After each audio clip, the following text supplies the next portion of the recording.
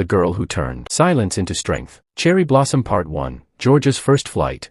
In a small town, there lived a girl named Georgia. She was very quiet and loved books and colors deeply, but in school, her quiet and different nature wasn't understood by other children. While others played, laughed, and made noise, Georgia often sat alone.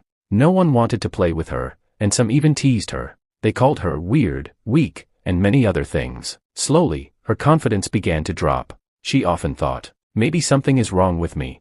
But one day, everything changed. A writing competition was held in class. The topic was, the most special thing in my world. Other kids wrote about toys, holidays, or TV shows. But Georgia wrote, the world of a lonely girl. She poured her heart out on paper. How loneliness can become your friend. How it's more important to hear your own voice than to get others' approval. And how loving yourself is the greatest strength. When the teacher read her essay, she was amazed. She read it out loud to the whole class. The room went silent. Everyone was shocked. Georgia, the girl they never truly saw, held such deep thoughts and beauty inside. Slowly, the other kids started seeing her differently. Some said sorry, others wanted to be friends. But Georgia didn't need anyone's approval anymore. She had found herself. She wasn't the same girl anymore. Now, she knew how to fly. Those who seem different are often the most special inside. Real strength is not in changing others, but in learning to love yourself.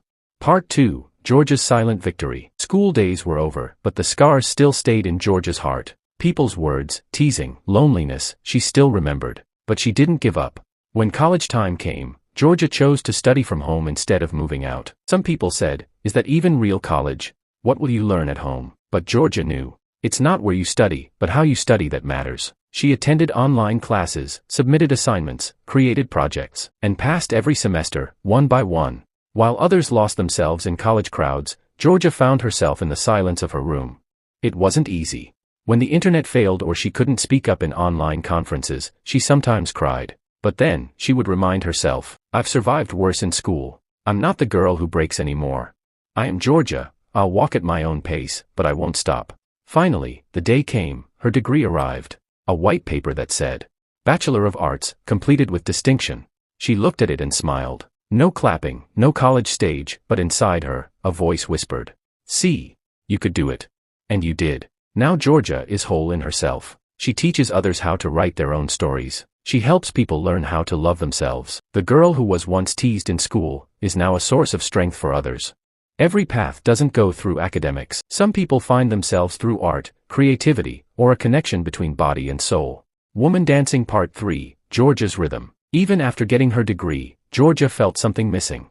Books, assignments, and screens, she handled them well. But her true peace was found somewhere else. Every time music played, her heart beat faster. Her feet moved on their own. When she danced alone, she felt transported to another world, where words didn't matter, only movements told stories. She realized she might be average in studies, but in dance, she felt alive. One day, she pushed aside her fears and posted her first dance video on YouTube.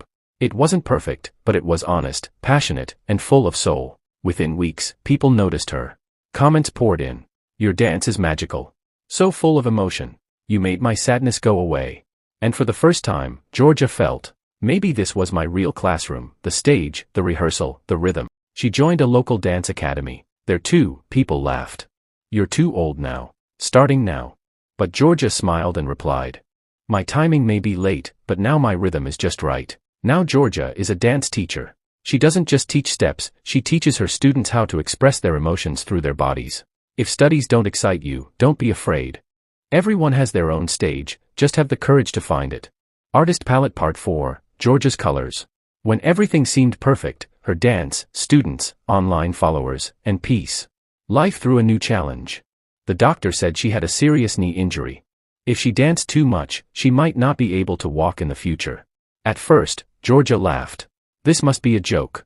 But as the pain grew, she realized her most loved dream was being taken away. She cried at night. She hit the walls in frustration. She just sat in silence. Her eyes fell on an unfinished painting, something she had once started just for fun. She picked up the brush. And a new story began. Painting, a new identity. At first, it was just a time pass. But slowly, with every stroke, her pain began to heal. Her broken dream began to take new colors. I'm still an artist, she realized. Now my stage is the canvas, and my rhythm is the sound of the brush. She joined professional art classes. Completed a painting degree. Her first painting in a gallery was titled Silent Steps. A ballerina shone from the back, no longer dancing but her soul still flying. Someone asked, "Why is this painting so deep?" Georgia smiled and said, "Because she couldn't dance, but she's still alive." Now Georgia is a famous painter. Her art holds the fluidity of dance and the truth of pain. She teaches painting to children, but first, she teaches them.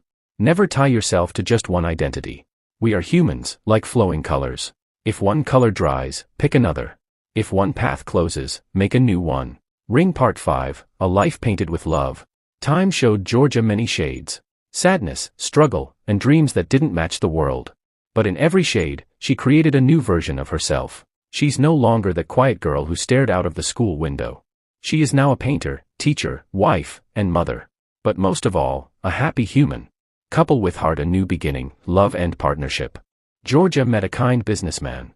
Someone who understood her art, her silences, and her emotions. Where the world once saw her as weak, he said, "Your colors have brought my empty life to life." They got married in a small, simple ceremony, full of love. Family, man, woman, girl, boy, motherhood, a new chapter. Now Georgia has 2 children, a daughter and a son. Her daughter loves to dance, and her son is lost in painting. She turned one corner of her house into an art nest, where children from the neighborhood come to learn. Her son says, "Mom's brush has magic. Ballet shoes dance still lives, though she can't dance professionally. When music plays, her feet still move with joy." She says, "Dance is no longer performance, it is prayer." She performs little dances at home with her children, not for applause, but for happiness. Artist Palette, Georgia Art Studio. She now runs her own art studio, where kids from her city and online from across the world join. There, she doesn't just teach painting. She teaches confidence, self-love, how to express emotions through art. On one wall, it says, "When words fail, colors speak." Georgia.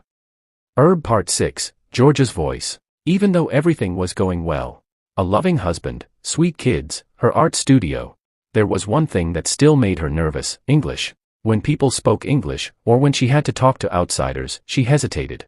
Even her husband would sometimes say, "You don't know even basic English. What will you teach the kids?" Neighbors joked. Art is okay, but madam can't even speak to foreigners. The old school day pain returned.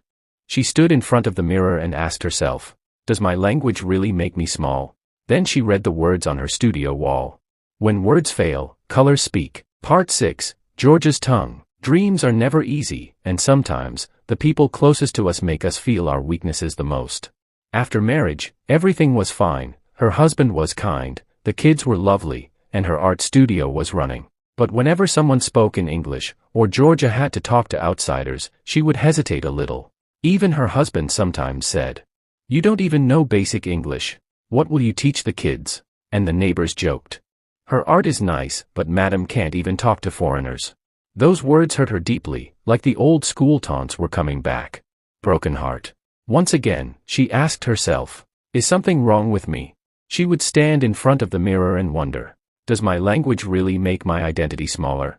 But then she would read the words on her studio wall. Where words leave off, colors speak. And she would remind herself, language is important, but identity is more important. She began to see English not as a fear, but as a new art form, just like she had learned dance and painting. She started learning one English word at a time, from her kids, from YouTube videos, and by speaking one sentence each day. She promised herself, "I don't want to be an expert, I just want to defeat my fear." Small wins, big dreams. One day, a foreign family visited her studio. Their child joined the art class. Georgia welcomed them in broken English. She smiled as they spoke, and simply picked up her brush. She painted something from the heart. When the painting was done, the foreign woman had tears in her eyes and said, "You speak through your art. No grammar needed." Now Georgia didn't just want to learn, she wanted to live. And now, she wasn't moving with fear, but with patience and love. Part 7, Georgia's new language. Every morning, when others read the newspaper or sipped tea, Georgia watches English YouTube videos. Sometimes like a child, A for apple. Sometimes daily conversation videos. And sometimes, just listens to accents, to make her tongue friendly with this new rhythm. Her notebook now has lines like, "I am learning. Every day. Mistake is okay. Confidence is more important than perfection." She makes mistakes, laughs at herself, then tries again. Now she tells her kids, "See, Mama is also a student." Speaking with no fear. One day at the market, a foreign woman was asking for directions. Everyone stepped back. Georgia stepped forward and smiled. Yes, I help you. Go this way, straight, then left. The woman nodded and said, Thank you. Your English is nice. Georgia's heart bloomed with joy. She came home and looked in the mirror. I speak English. And I speak my truth. Now, Georgia teaches others. There's no shame in learning. Strength is not in fear, it's in practice. She started a Sunday class at her studio. Art plus English, where people create art and learn to speak English together. Georgia now says, I'm changing, every day. And this is my most beautiful art. Part 8, Georgia's global stage. Her daily practice in English started to show results. Where she once spoke broken sentences, now she made small video lessons, in Hindi and English. At first, only a few kids watched. Then slowly, children from India, Nepal, Bangladesh, Philippines, Brazil, and Kenya started joining. One day, she got a call from an international education platform. We saw your work. Would you like to teach art and expression to kids worldwide? Tears filled her eyes. It felt like the window of her old classroom had opened to the whole world. What are her classes like now? On screen, a child from Japan, another from Nigeria. Some shy, some expressive, but Georgia teaches them all. Art has no accent. Your feelings are enough.